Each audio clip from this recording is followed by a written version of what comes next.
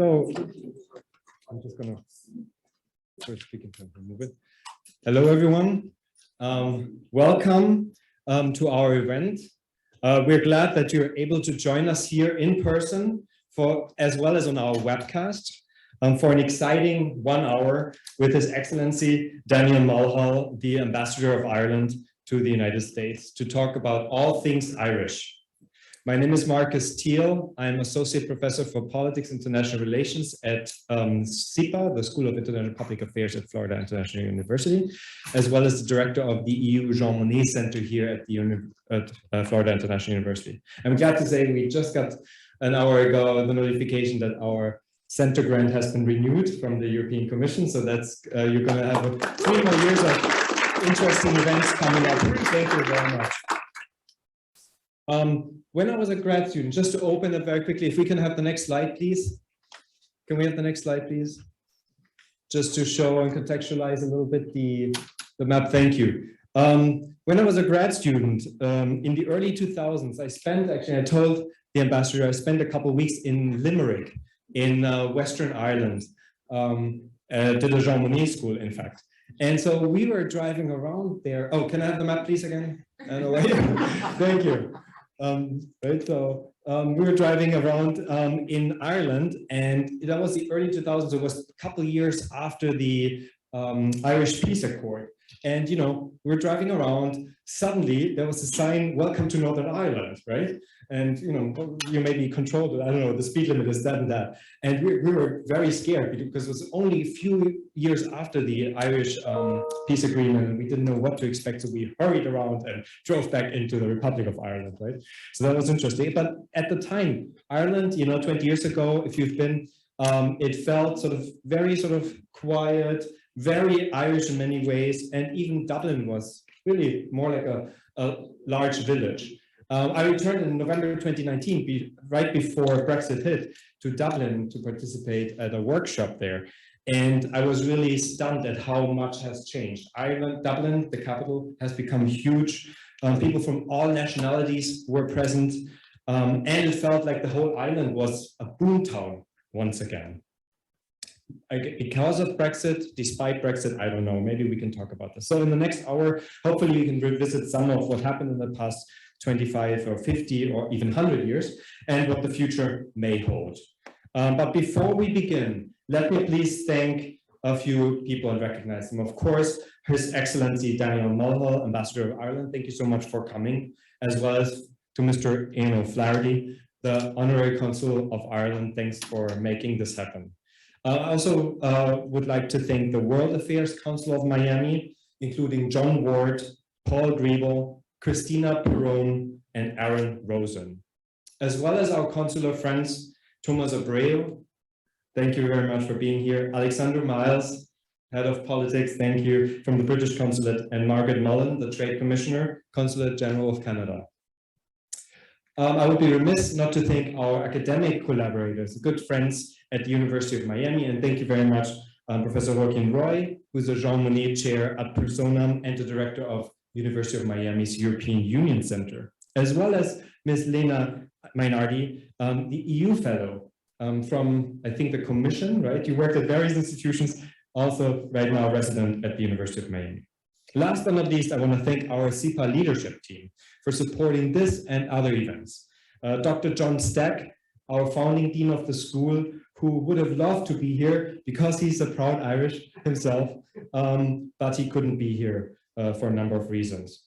Shlomi Dinar, thank you very much. Professor Shlomi Dinar, the Associate Dean for Graduate Studies, Mr. David Kramer, the Director of our European and Euro-Asian Studies Program, and Pedro Botta, the Executive Director for Strategic Initiatives, as well as, of course, Madame Christine Kali and our student assistants. Thank you for being here. Now, before Ambassador Mulhall gets the phone to talk, and then we're going to engage in a dialogue, and at the end there will be some question and answer possibilities. Just very quick, something about his life, his biography. Mr. Ambassador Mulhall took up deputy as Ireland's 18th ambassador to the US in August 2017. He was born and brought up in Waterford and undertook his undergrad and postgraduate studies at the University College Cork, where he specialized in modern Irish history. He joined the Department of Foreign Affairs in 1978 and had his early diplomatic assignments in New Delhi, Vienna, Brussels, and Edinburgh, amongst other things. He also served as Ireland's ambassador to Malaysia and was accredited to Laos, Thailand, Vietnam. From 2009 to 2013, he was Ireland's ambassador to Germany. So you can see here really a lot of experience. Before coming to Washington, he served as Ireland's ambassador in London. So that makes it very interesting because that's 2013 to 2017. I hope we get some Brexit insights from you. During this time in Britain, he was, of course, also a regular speaker on political, literary, and historical topics at universities all over the country. During his diplomatic career, Ambassador Mulhall had a number of positions in the Irish Department of Foreign Affairs and Trade, including as Director General for European Affairs. And he served as a member of the Secretariat on the Forum for Peace and Reconciliation, which was set up in 1994 to promote political dialogue between different political traditions in Ireland. As such, he was part of the Irish government's delegation at the time of the important Good Friday Agreement of 1998. He maintains a keen interest in Irish history and literature and is the author of at least 2 books and has made numerous contributions to books, newspapers, and journals published all over the Anglophone world. So with that being said, thank you so much for coming, Ambassador Mulhall.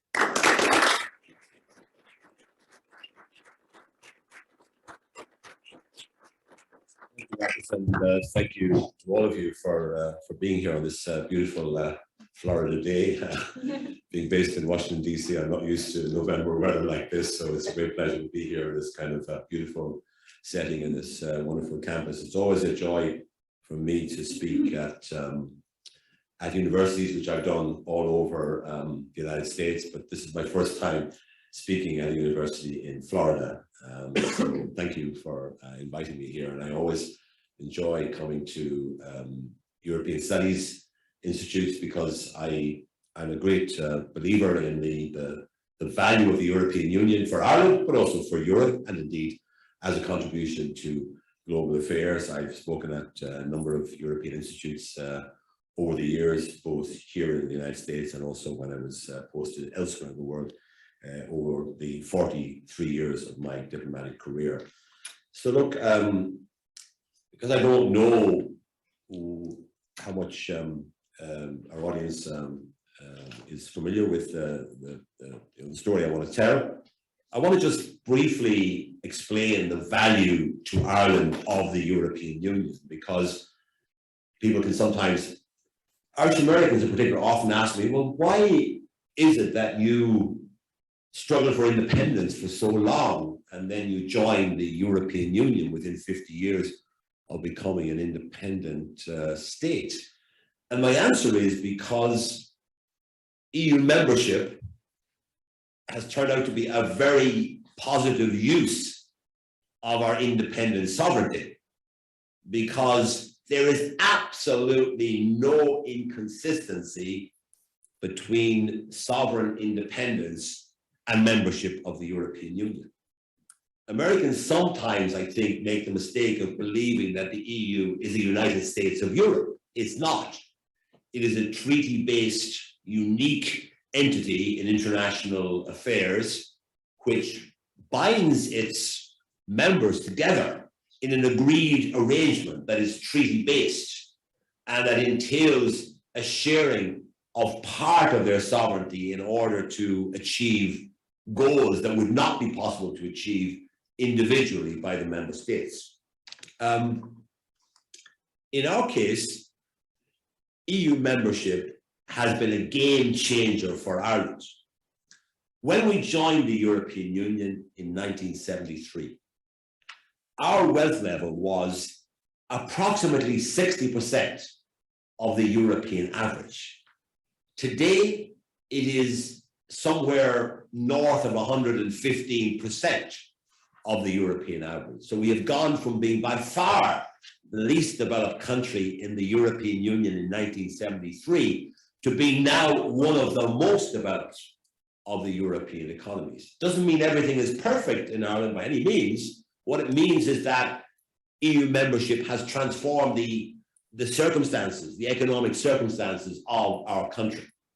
And that is why European Union membership is so popular in Ireland, why north of 80% of our population regularly describes themselves in opinion polls as being in favor of European Union membership.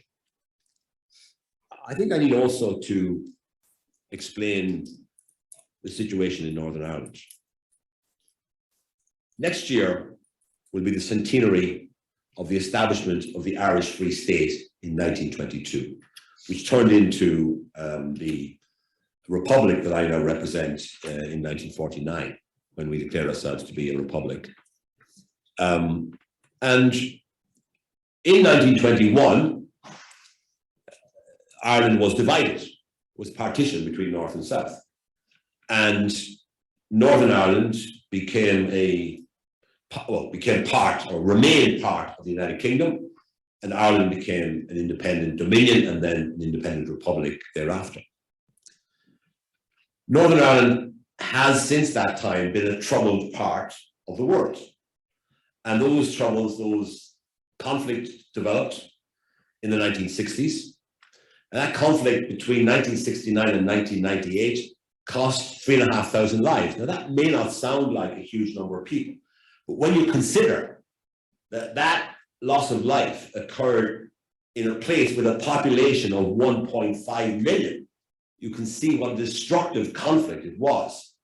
And not only was there loss of life on that scale, but there was also many, many thousands, tens of thousands of people injured, seriously in many cases, and of course, families bereaved. And even now, after 20 years, 25 years of peace in Northern Ireland, you still have a legacy from that conflict, and that people are still grieving and still looking to find out what happened or why their loved ones suffered injury or death all those years ago. So the legacy of the conflict still hangs over Northern Ireland.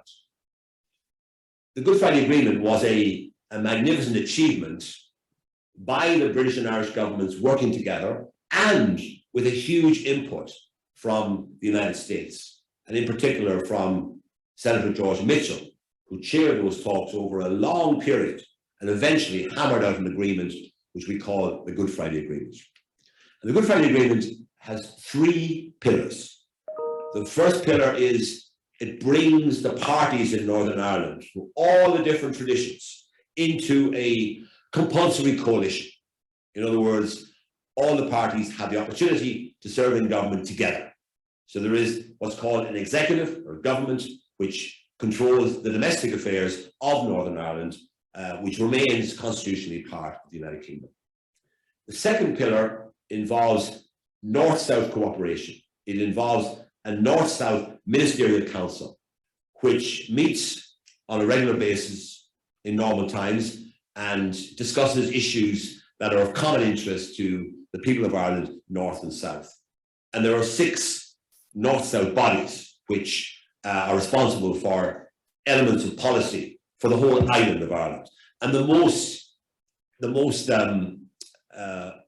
significant of those is called a body called Tourism Ireland, which promotes tourism for the entire island of Ireland. So if you go onto a website, look up Tourism Ireland, that website will promote the whole island of Ireland, North and South. And that is a dividend of the peace process. Now, the other major dividend of peace in Northern Ireland was the removal of border controls. Because in the 1960s, 70s, and 80s, and into the 90s, there was a hard border on the island of Ireland. And that border was there for 2 reasons. First of all, because there were customs controls between Britain and Ireland, between North and South. And secondly, because there were security reasons for having border controls. After the Good Friday Agreement and with the arrival of the single European market, those border controls disappeared completely. So if you travel across the border between North and South in Ireland now, today, you will not know that you have crossed the border in most cases, because there are no installations. You simply drive across the border as if you're driving down a normal road between Florida and Georgia, for example, or between any 2 American states. After a while, your phone will ping and you will switch to a northern or a southern telecom provider, And you'll start to see the signs are a bit different, because the signs in Northern Ireland are in miles, the signs in the south of Ireland are in kilometres. So, you know, it can be a little bit confusing when you suddenly realise you think you're further away than you were before from your destination. That's because there's been a switch from miles to kilometres. And also in our part of Ireland, the signs are bilingual. They're in Gaelic and in Irish and in English. So now that brings me to the implications of Brexit. Now, why did Brexit happen? I explained to you that in Ireland, people are quite happy at the idea that some of our laws are made within the European Union, but the overall outcome is prosperity and well-being for our economy and for our society. So nobody in Ireland is too worried about the fact that some of our laws are made at European level, and that some court cases to do with commercial disputes end up being resolved at the European Court of Justice in Luxembourg. For me and for most Irish people, we shrug our shoulders and say, well, that's fine, that's part of the deal. What's the problem? In Britain, that wasn't the case, and I was there for 4 years, and there simply wasn't that buy-in to the idea of pooling sovereignty, sharing sovereignty with European neighbours. And as a consequence, Britain voted in 2016 to leave the European Union by a margin of 52% to 48%. It was narrow, but it was a decisive victory for those who wanted to leave the European Union. And that's where we are today. We're living in the aftermath of that decision in 2016. Now, one of the implications of the so-called Brexit was that open border on the island of Ireland, open because it was between two parts of the European Union, therefore no border controls necessary for commercial, economic or customs reasons, and open because there was no security issue at that time. That border, Brexit changed that border. It changed the status of that border from an internal border within the European Union, with no need for any controls, to an external border between a European Union country, Ireland, and Northern Ireland, part of a non-EU member state, okay, a third country. So that was always going to be a problem for Ireland, for Britain, and for the European Union. And for years, the negotiations between Britain and the EU were stymied by the issue of the border on the island of Ireland. Those negotiations took, what, 3 years, 2.5, 3 years to finalize. And they were very complicated. But the biggest political difficulty of those negotiations was the status of that border on the island of Ireland. The solution that was found last year, well, it was found in 2019, but it was finalized and the agreement was signed last year in 2020. The solution found was perhaps not a perfect solution, but a solution nonetheless, and an agreed solution between the British government on the one hand and the European Union on the other. That solution is embedded in a protocol. Now, international relations legal scholars will know a protocol is part of an agreement, but it's an annex to an agreement. And that protocol concerns Northern Ireland and Ireland. And in particular, it provides for an open border on the island of Ireland in perpetuity. Okay? So in return for that open border, which both sides agreed to, and for Northern Ireland having essentially the status of a quasi-member of the European Union, the British government agreed to introduce checks on the Irish Sea between Britain and Northern Ireland. And that was the deal that was done in December of last year. The problem is that those checks have proven to be controversial. And there continues to be a standoff between the European Union and the UK government about how to implement those checks. And initially there was resistance in Northern Ireland, where people said these checks are too burdensome, too onerous, we need to get rid of them. In the last few weeks, the European Union has made proposals to make those checks much more relaxed, less onerous, and more flexible. So the EU has made proposals that I frankly thought were very generous and very forthcoming to reduce the burden of the checks that will be required between Britain and Northern Ireland for goods coming across the Irish Sea. Unfortunately, there has not yet been an agreement between the two sides on the implementation of this protocol. And the problem is that if these checks on the Irish Sea are not implemented in some fashion that both sides can agree to, eventually pressure will come on the open border on the island of Ireland, which is our main concern. So we're hoping that the two sides will reach an agreement based on the proposals made by the Commission to reduce the burden of these checks on the Irish Sea.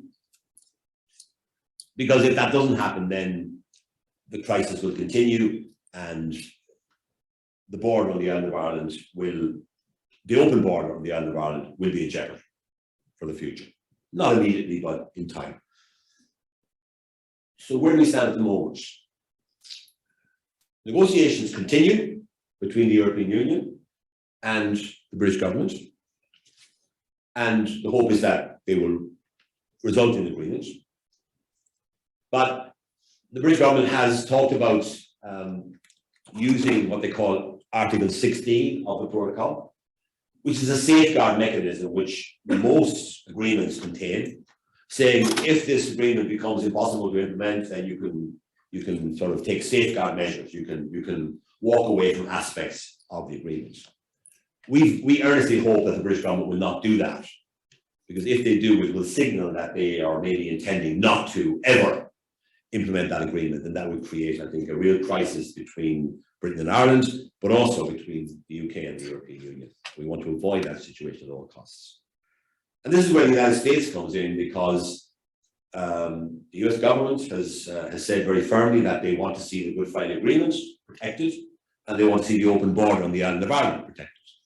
Speaker Nancy Pelosi said a few years ago in Dublin, and she's repeated that since, that if Brexit leads to a hard border on the island of Ireland, Congress will block any trade deal between the United Kingdom and the United States, which is a big aim, a big aspiration for the British government, because a trade deal with the US is designed, in their view, to compensate for in trading, give extra trading opportunities to British companies to compensate for the losses that will be sustained in their trade with the European Union. So last week, 4 influential members of Congress, members of the Foreign Affairs Committee of the House of Representatives, issued a joint statement in Glasgow. They were there for the COP26. That statement basically warned the British government not to walk away, not to trigger Article 16, to continue negotiating and to find a solution that will enable the agreement that was reached last year to be fully implemented in the coming months and years. So I'm still hopeful that agreement can be reached. I think the European Union have stretched themselves a long way to try and accommodate concerns in Britain. In Northern Ireland, the business community seems now quite happy to implement the protocol in accordance with the flexible proposals made by the European Commission. So hopefully that will result in a dialing down of the tensions that have developed, rhetorical tensions that have developed, the sort of war of words that's developed between the European Union and the United Kingdom. And I believe that the influence of the United States continues to be important in encouraging a settlement to this dispute, which will protect the open border on the island of Ireland and underpin the Irish peace process and the Good Friday Agreement. So as far as the wider arena of EU-US relations and of Irish-US relations are concerned, let me briefly say a couple of things. First of all, undoubtedly, the present administration in Washington is more positively disposed towards having a positive relationship with the European Union.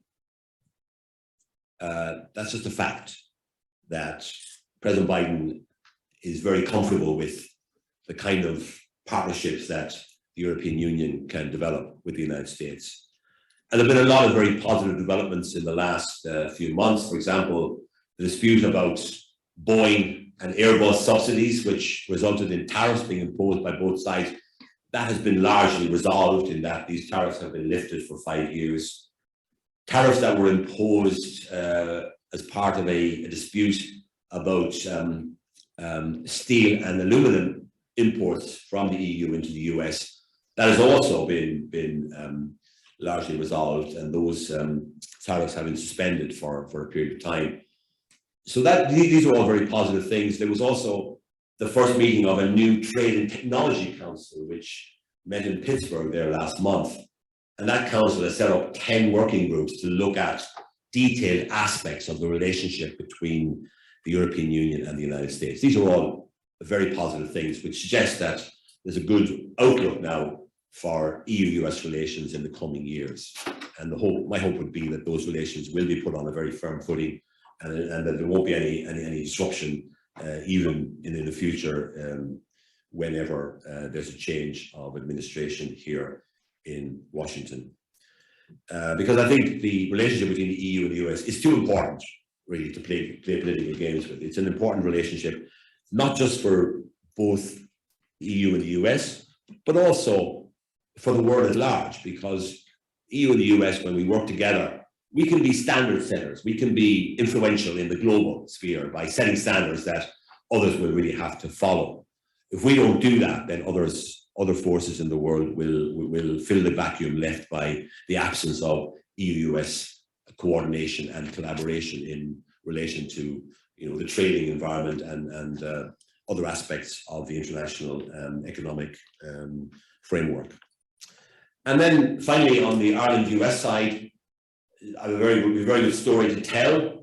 Obviously, President Biden is hugely proud of his Irish heritage, which is always a positive thing. And when we admire President Biden, that's not a partisan thing on our part. It's simply a reflection of the fact that the president has a very genuine affection for his Irish heritage and refers to himself as an Irishman, by which he means, of course, an Irish American. But he's a proud Irish American, and that's a very important asset from an Irish point of view.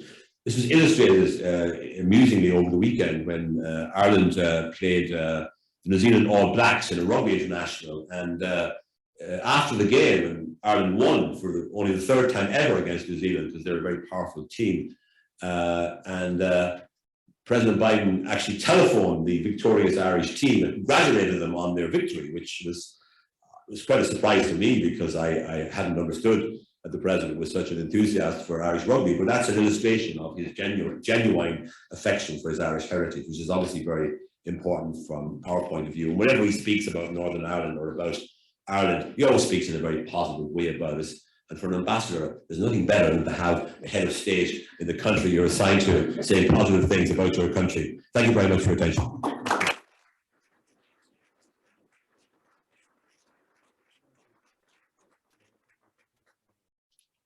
Thank you. So, thank you very much for your insightful remarks. I hope you can hear me. Everyone good. So we're gonna have about maybe, let's say 15 minutes of some questions that I want to ask you. Sure. And then it's up to you, the audience, to pose some questions. We should have a standing mic here, and then you can just come and quickly pose the question, please, so that we can end up around noon or so. You already mentioned some of the major dynamics today, the open border and sort of the Irish border conflict, right? So that's a microcosm of, the larger issue of the European Union, Ireland, and the United Kingdom. My question to you, and I don't want to really, I mean, you mentioned parts of it already, like how substantial is that border conflict to as a threat to the peace on the island?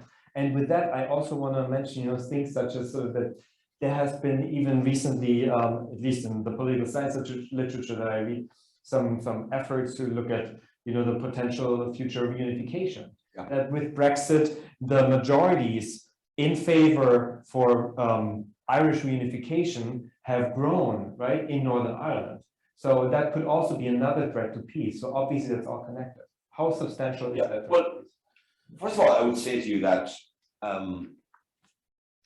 conflict is probably not the right word to use about the issues surrounding the open border of the island of Ireland. It's more different perceptions and a disagreement about how to achieve an open border on the island of Ireland. In our view, the arrangement that was reached last year of this protocol that provides for an open border and checks on the Irish Sea is the best available option because no other option was found, and the negotiations lasted a long time, and the fact that this was the outcome suggests that there isn't any other outcome available. And it's a little hard for us to understand how this agreement reached a year ago or less could now be so controversial in Britain, given that the EU has made a Herculean effort to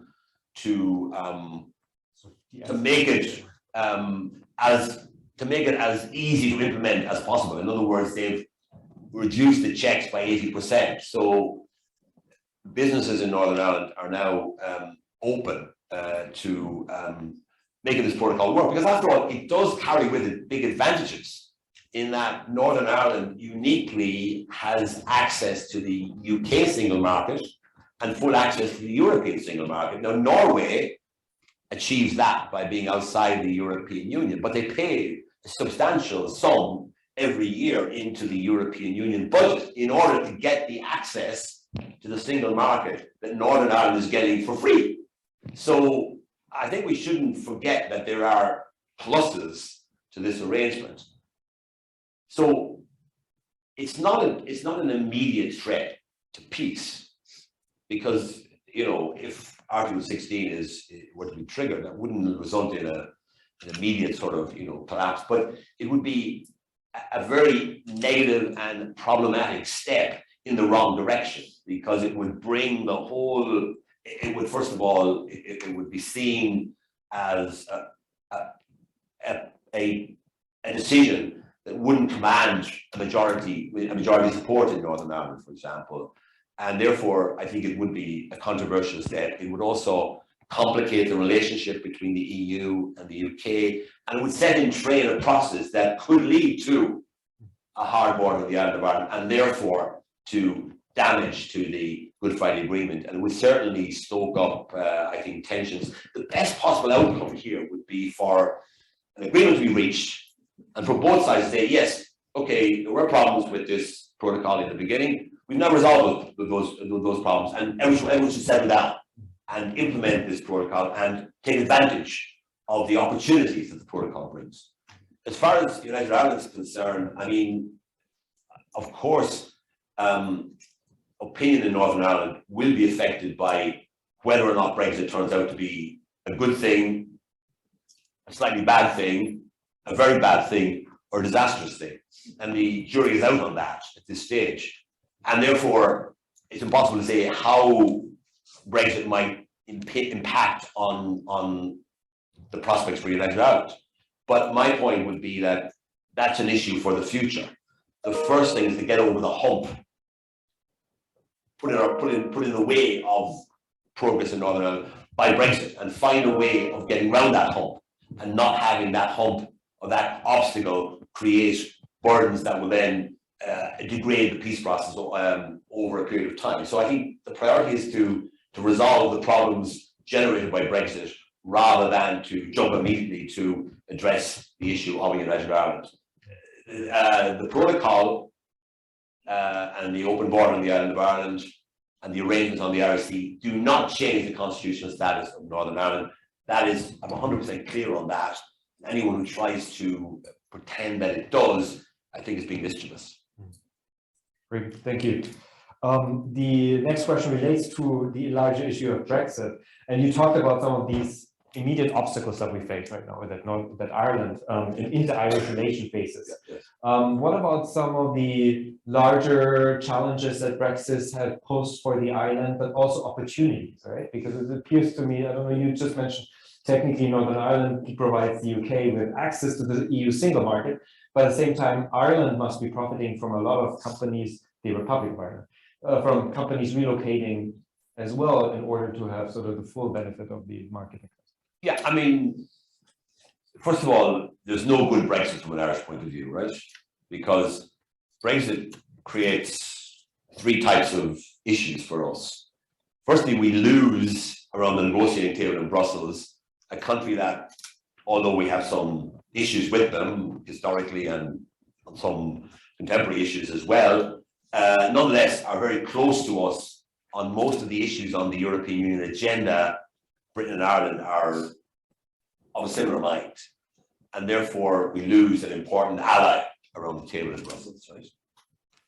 Secondly, we are the European Union country that has the biggest exposure to the UK market in percentage terms, which means that the Brexit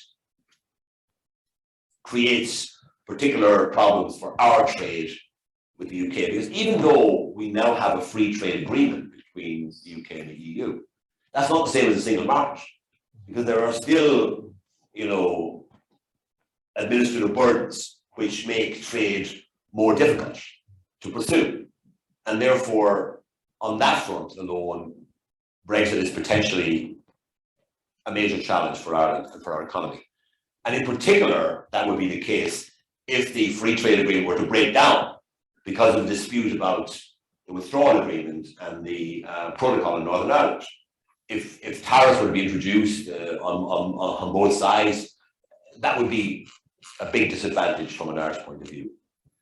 And then the third reason, of course, is the political problems that Brexit causes on the island of Ireland and for Northern Ireland, which obviously creates difficulties for us too.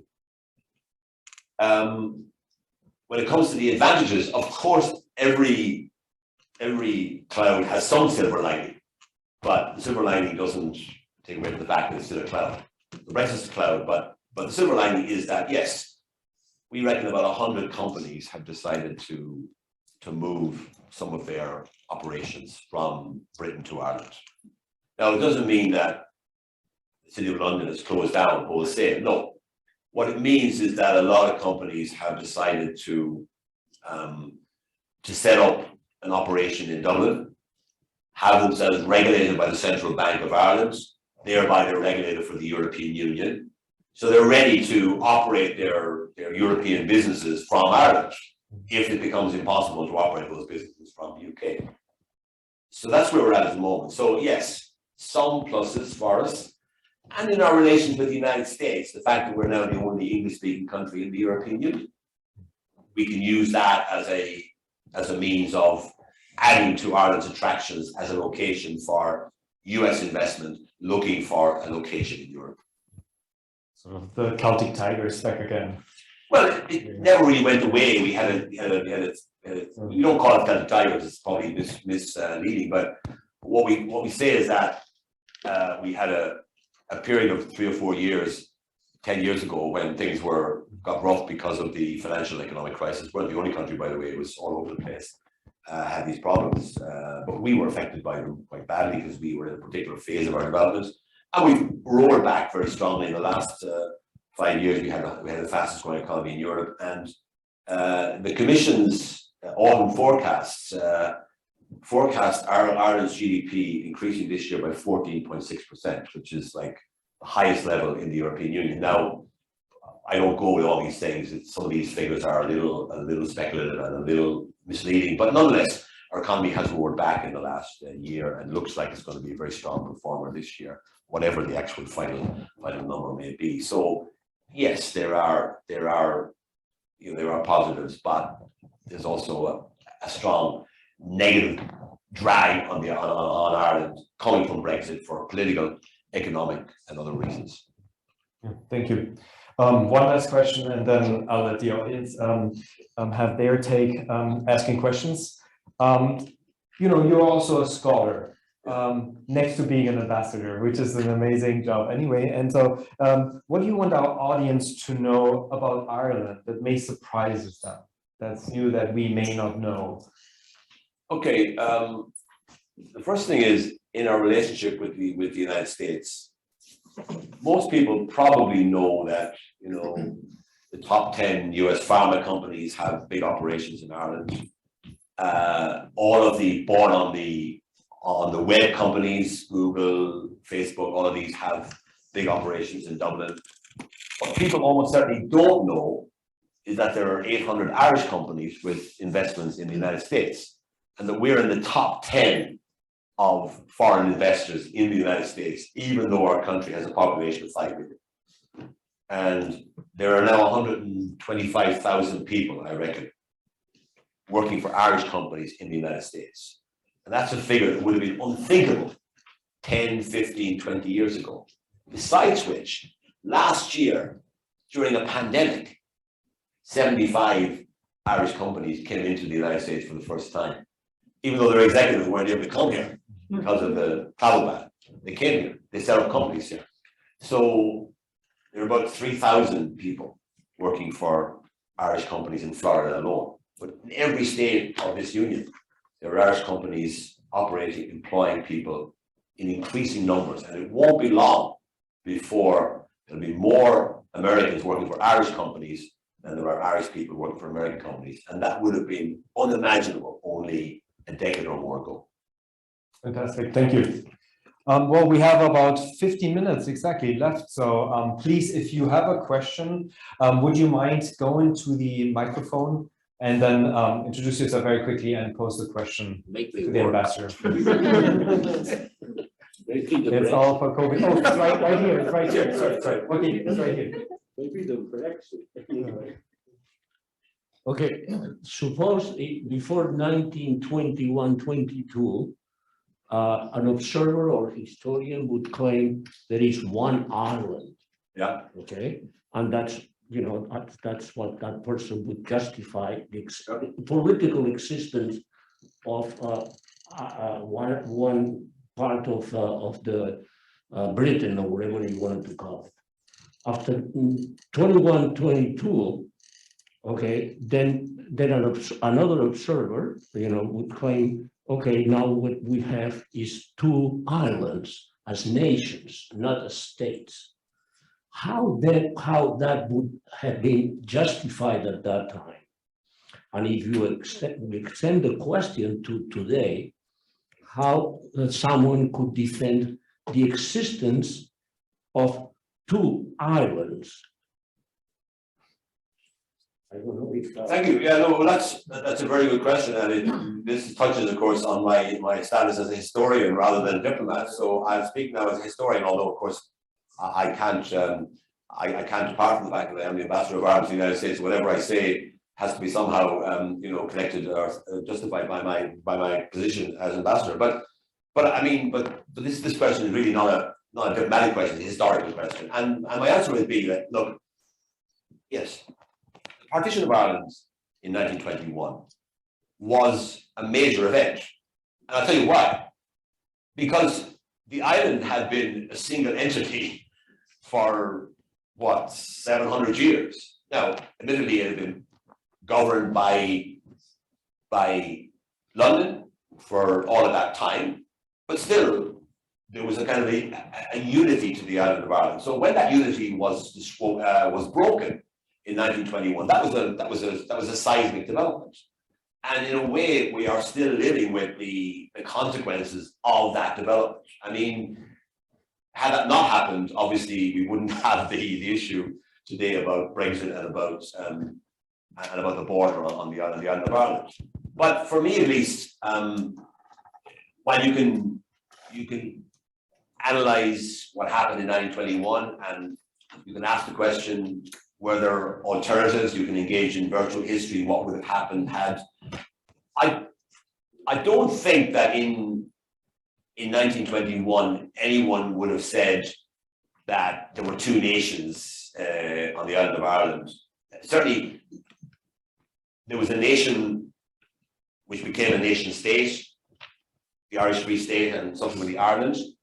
And there was an entity in Northern Ireland where there were two conflicting identities, and one of those identities prevailed over the other, and Northern Ireland became part of the United Kingdom, and now, or remained part of the United Kingdom, and today it remains that way too, but it is also governed by the Good Friday Agreement, which, as I explained at the beginning of my talk, has particular provisions in it which mean that Northern Ireland is not like Wales or Scotland, or certainly like Yorkshire or Lancashire or any other part of England. It's a separate entity, but it is part of the United Kingdom, and the future of that part of the United Kingdom will be determined by the people of Northern Ireland deciding for the future whether they want to be part of the United Kingdom on an ongoing basis, or whether they want to become part of United Ireland if and when that question is put to the people of Northern Ireland at some time in the future. The argument about insisting in the existence of two nations can be reduced only to religion. Sorry, I'm not sure I understood. In other words, what is a distinctive feature of that distinctive? Okay. For very foreigners. Yeah. So the question is, what is the nature of the distinction between Irishness and Britishness as it exists in Northern Ireland? The answer is, it's a matter of identity. And as you know, identity is what you believe yourself to be. And as I understand it, people in Northern Ireland have two separate identities, maybe more than that. But the two major identities are those who believe that they are fundamentally Irish in their ethnicity and in their aspirations. It doesn't mean that all of those favor a united Ireland today or tomorrow or even in the near future.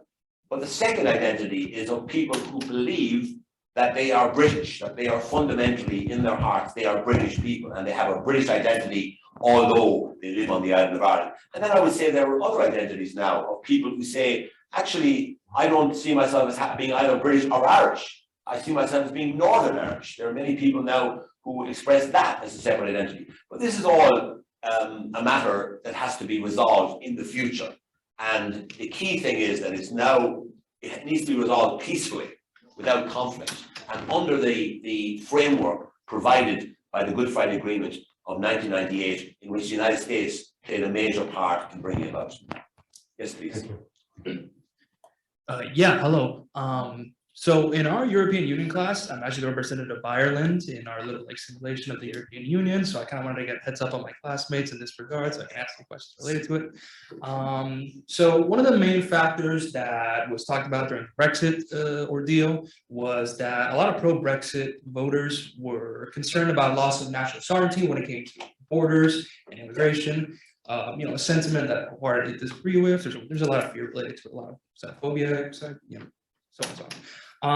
So now that we live in a post-Brexit society, a pro-Brexit world, where does Ireland currently find itself in regards to immigration? What is the current administration's relation with immigration? How does it play into like the EU Commission or discussions about immigration? What are the prospects for Irish immigration in that regard? Yeah. Well, Irish people at the moment seem quite relaxed about immigration. They don't stress about it. They don't fret about it. They don't focus on it too much, right? The facts are that 20 years ago, probably 2% of our population were born outside of Ireland, and they would mainly have been British people who moved over to retire, or Germans or Dutch people who moved over to the west of Ireland to retire. Today, 17% of our population were born outside of Ireland. Now, you would think that that kind of change, demographic change, would create a huge degree of anxiety. So far, and I say so far, that hasn't happened. Why is that? Mainly, I think, because our country has been successful and we have managed to produce good outcomes for our society as a whole. And we haven't given many opportunities for people to blame immigrants for our troubles. But even during the depths of our crisis in 2009, 2010, when we had 15% of our population from outside the state and 15% unemployment because of the crisis, nobody in Ireland tried to make an issue of immigration and say, we keep these people out, send them home, have jobs for ourselves. That, I think, is because in our heads, we are a nation of immigrants, and we understand the dynamics of immigration and immigration.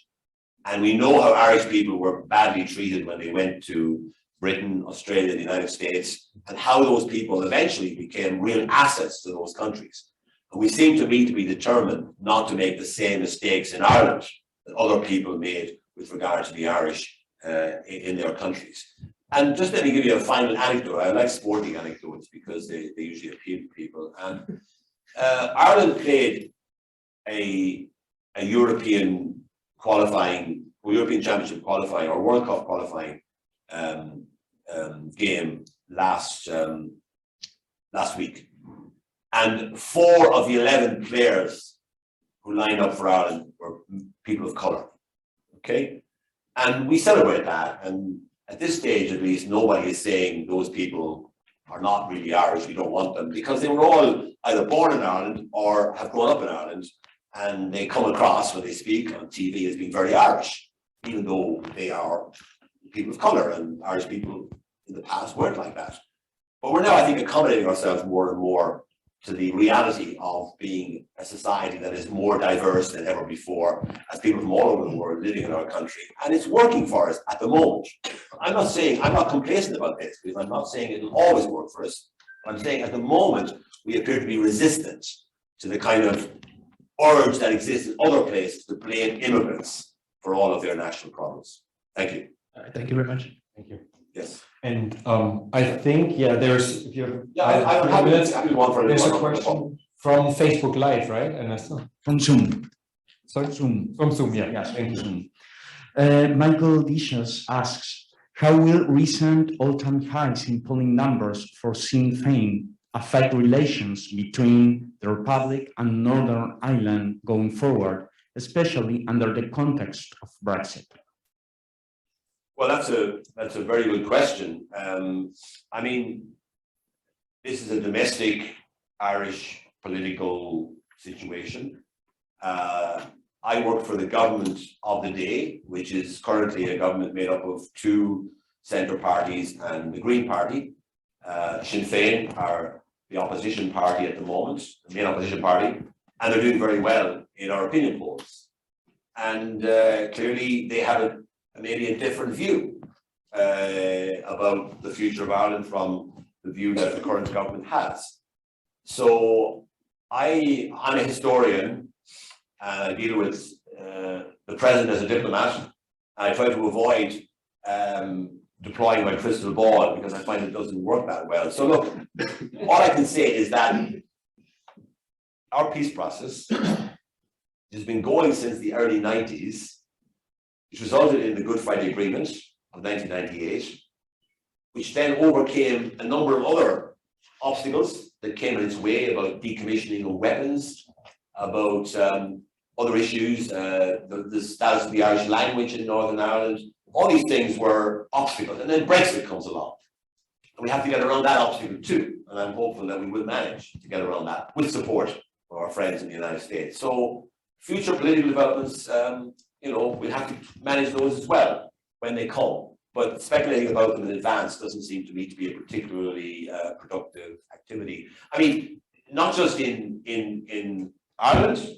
We have an election it's due in 2024, I think. and who knows what will happen. That's 2.5 years, 2 years away. So, you know, we'll see how it goes. But in Northern Ireland, there's an election next year in May, which may also bring about some changes there. And that will also could be challenging for the future of the process. But the fundamental thing is that nobody should want to contemplate going back to where we were before 1998. And every resource must be deployed by everyone concerned, Britain, Ireland, and the United States, which is, after all, a co-guarantor of the Good Friday Agreement, to make sure that whatever happens in the political or the diplomatic world, we don't slip back to the situation of conflict that we endured for 25 years before 1998 and the Good Friday Agreement. Thank you. Do we have time for one? Yes, sure, of course. Yes, please. Nick, I think you wanted to. First of all, I'd like to express my gratitude for you being here, sir, and for everyone who's made it possible. It's an absolute pleasure, and I can't even believe that I'm actually here listening to an ambassador from Ireland to the United States. It's an absolute pleasure, sir.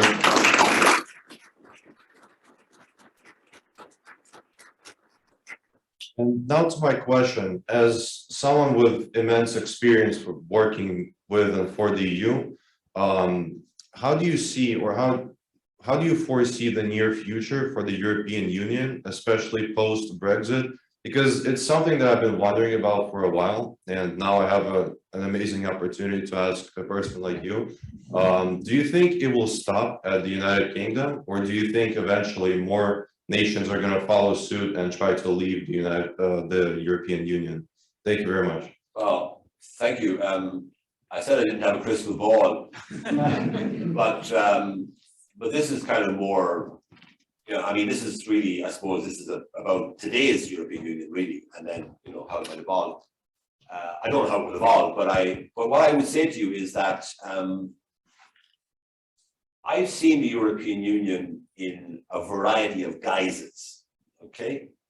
When I first joined the Department of Foreign Affairs in 1978, I worked on European Union business in the Foreign Ministry before I went abroad on my first post to India. And I came back later as the Director General of European Affairs. So I've seen the EU in different phases of its history. When I first joined the Department of Foreign Affairs, there was a thing called Eurosclerosis. It's really a historical phenomenon now, but it was the fact that you had a European Union.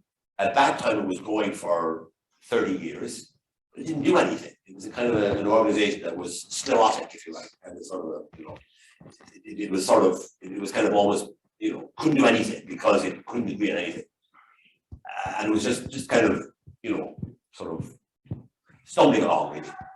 And then we had the Single European Act of the 1980s, and suddenly it took off. And then there were like 20 years of sort of almost frenetic activity. And, you know, I was involved in ratifying the Lisbon Treaty in 2009 before I left to go to Germany as ambassador. And that treaty looked like it was really going to settle the European Union for maybe a generation to come, you know, be a settled situation. And guess what happened? Before the ink was dry on the Lisbon Treaty, we had the economic and financial crisis, which almost was a death knell for the European Union. Because at that time, there was genuine reason to believe that the whole thing might fall apart. And it didn't. It didn't. The European Union did things that no one could imagine them doing before or even with the Lisbon Treaty. In other words, it went further in the few years after the Lisbon Treaty than it ever went with the treaty, because it started to do things that would have been unthinkable. And, you know, the fiscal pact that was created and agreed, that was done in the space of a few months.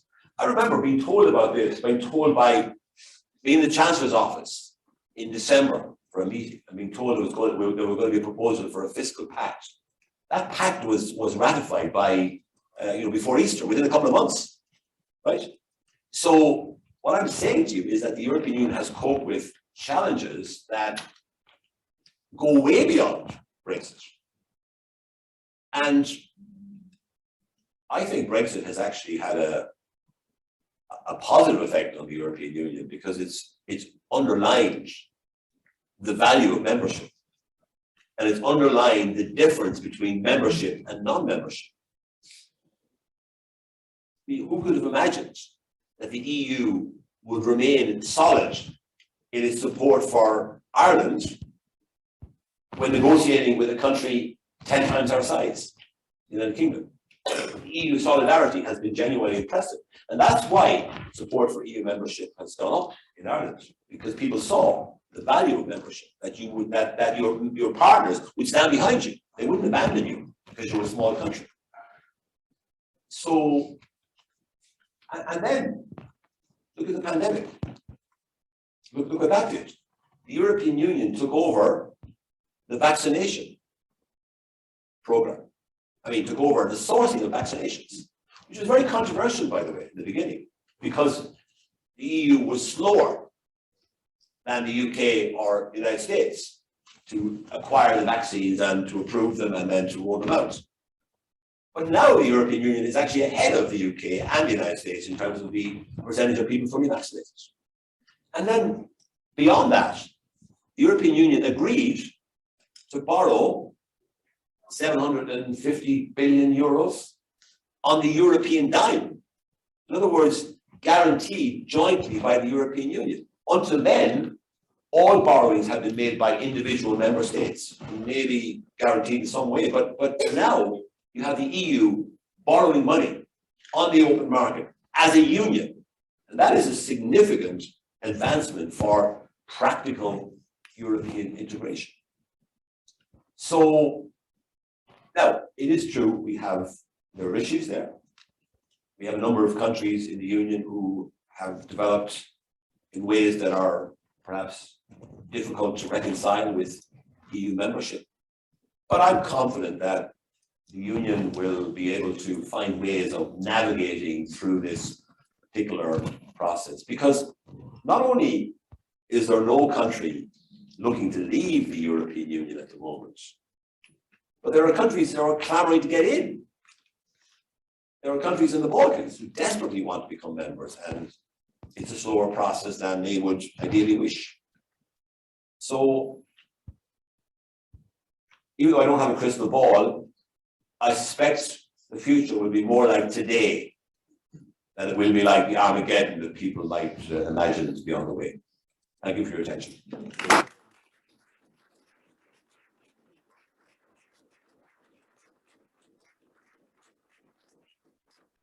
Thank you very much for spending the hour. I think we could have talked for hours, right?